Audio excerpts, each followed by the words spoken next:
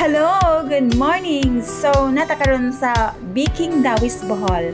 Mao ni ang site sa Amari Residences, one of the project diri sa Bohol nga pre-selling.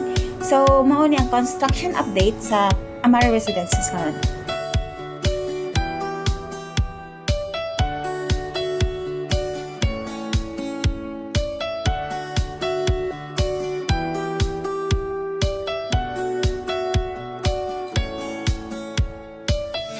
So as you can see, doon na gid ni siya sa highway. So very accessible gid kayo ang Amari Residences nga subdivision. So natay 3 unit types sa Amari Residences subdivision. Mao ni ang Amber, Ruby, ug ang Jade.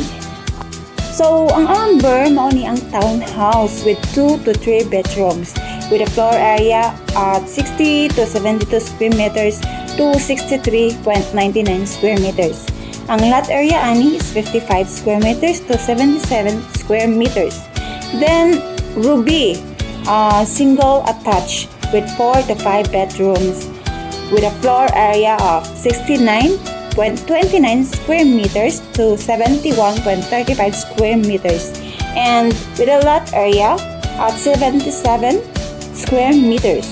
Then last, ang pinakadako is ang Jade, single detached, 3 to 5 bedrooms with a floor area of 71.56 square meters to 86.84 square meters.